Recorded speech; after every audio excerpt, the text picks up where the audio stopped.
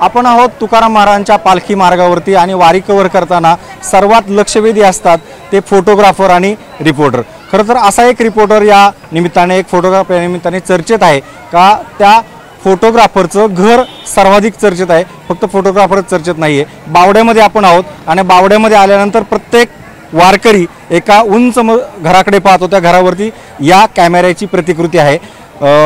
Photographer सोबत आहेत Suraj Borgaonkar. Sir, स्वागत आहे तुमचं न्यूज 18 लोकमतमध्ये। किती वर्षापासून फोटोग्राफी करताय? फोटोग्राफीची आवड लहानपणापासूनच होती, पण 1997 पासून ते स्वप्न साकार करायला चालू केलं। दरवर्षी तुम्ही वारी कव्हर करताय का? आणि वारी कव्हर करताना कोणते कोणते फोटो काढता? वारी कव्हर करत असताना जे नॅचरली फोटोग्राफी काय आहे एवढं करतो मी। ह्याच्या व्यतिरिक्त गावकऱ्यांची फोटोग्राफी करतो। आमच्या तालुक्यात पालखी आली की तिथून पुढे मी प्रवास चालू करतो। तुमच्या हातामध्ये असलेला हा जो कॅमेरा आहे याची प्रतिकृती तुमच्या थेट घरावरती आहे, कशी कल्पना सुचली आणि आलेले वारकरी तुमच्या घराला भेट देतात त्या निमित्ताने? हा सर, फोटोग्राफीचं महत्त्व खूप वाढत होतं, पण फोटोग्राफरचं महत्त्व फार कमी होत होतं। त्याच्यामुळं फोटोग्राफरला एक प्रेरणा मिळावी यासाठी मी माझ्या घरावर कॅमेरा बांधला।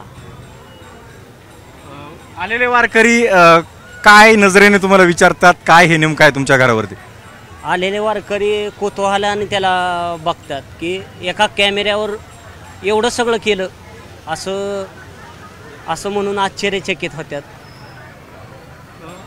या फोटोग्राफीच्या निमित्ताने तुमच्या घराला काही मान्यवरांनी व्हिजिट सुद्धा केली असेल, भेटी सुद्धा दिल्या असतील? हा सर, कॅनॉन कंपनीचे चीफ हेड एडी उडागावा हे असंच यूट्यूबच्या प्रसारमाध्यमाच्या याच्यातून बघून स्वतः वैयक्तिक त्यांनी भेट दिली ती आपल्या कॅमेऱ्याला। नक्कीच। तर आपण पाहिलं का हा जो सूरज भाऊंच्या हातामध्ये कॅमेरा आहे, या कॅमेऱ्याची प्रतिकृती त्यांनी त्यांच्या घरावरती लावलेली आहे आणि वारीतले फोटो कव्हर करताना ते ज्यावेळेस या परिसरात असतात, बावड्यामध्ये ज्यावेळेस वारकरी येतात, इतर नागरिक येतात, त्यांना मोठं कुतूहल असते घर कोणाचं आहे। फोटोग्राफर तर अनेक चर्चेत आहेत, पण फोटोग्राफरचं घरसुद्धा चर्चेत आहे, ते सूरज भाऊंच्या या कल्पकतेमुळे। प्रशांत मोहिते सर, आयचन शिंदे, न्यूज 18 लोकमत, बावडा, इंदापूर, पुणे।